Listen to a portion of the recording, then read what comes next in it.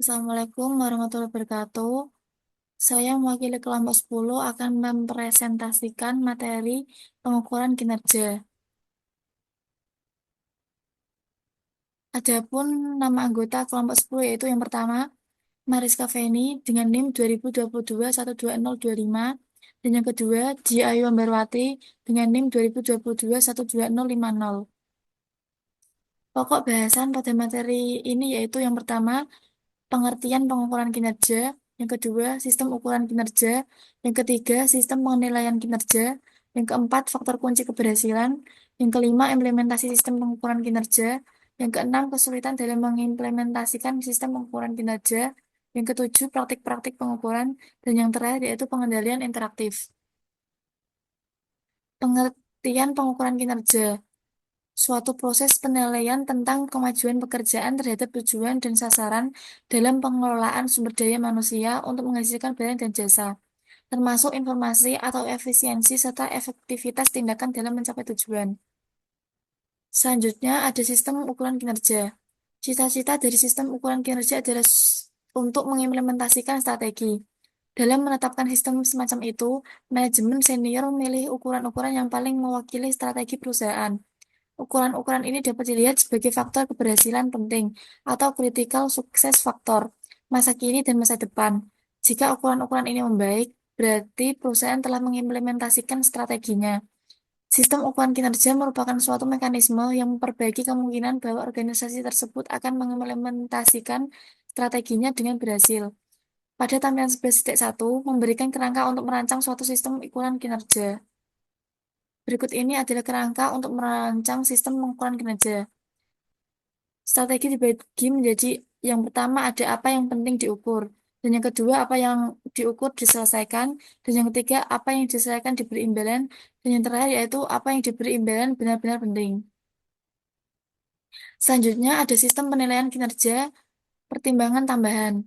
Yang pertama ada ukuran hasil dan pemicu. Ukuran hasil dan pemicu adalah sangat terkait.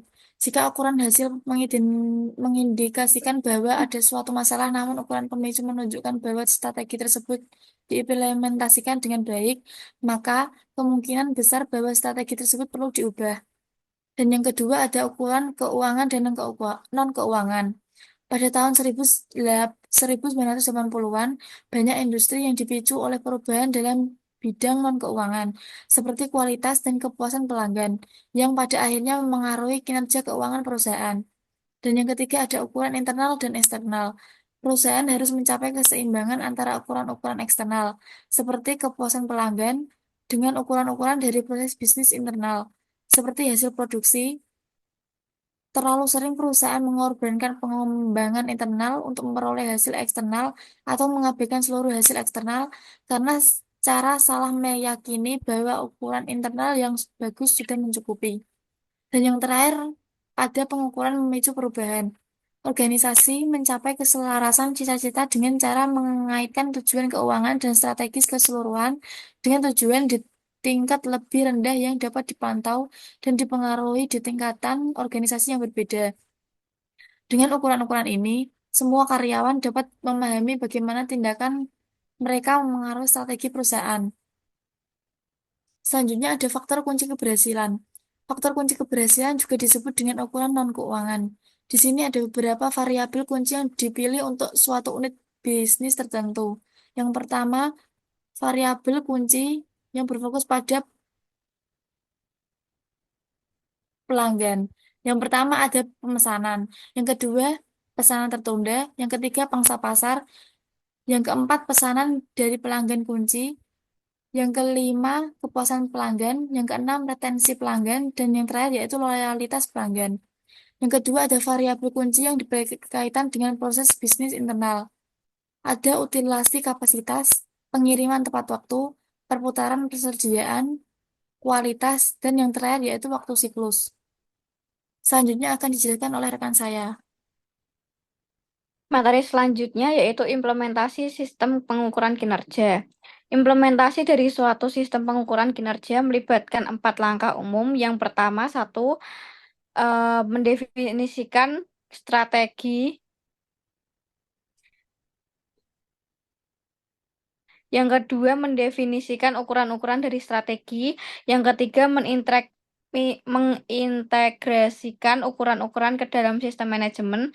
Dan yang keempat, meninjau ukuran dan hasilnya secara berkala. Masing-masing langkah ini bersifat interaktif, memerlukan partisipasi dari manajemen senior dan para karyawan seluruh organisasi. Meskipun kontroler bertanggung jawab untuk mengawasi pengembangannya, ini merupakan tugas bagi seluruh tim manajemen. Selanjutnya, kesulitan dalam mengimplementasikan sistem pengukuran kinerja. Yang pertama, korelasi yang buruk antara ukuran non-keuangan dengan hasilnya.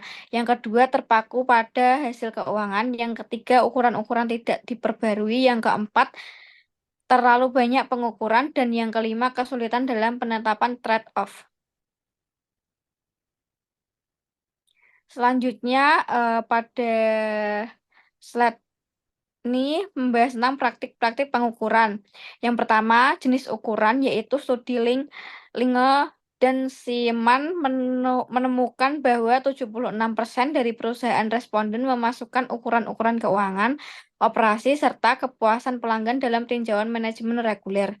Tetapi hanya 33% yang memasukkan ukuran-ukuran inovasi serta perubahan ukuran dalam tinjauan manajemen reguler.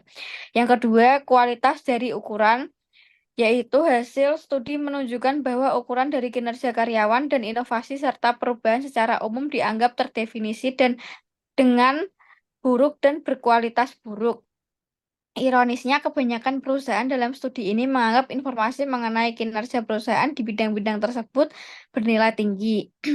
Yang ketiga, hubungan ukuran dengan kompensasi, yaitu dari semua perusahaan yang disurvei pada tampilan 1.3, sekitar sepertiganya menggunakan kepuasan pelanggan dan kurang dari seperempat menggunakan ukuran-ukuran inovasi dan perubahan untuk memicu keputusan kompensasi.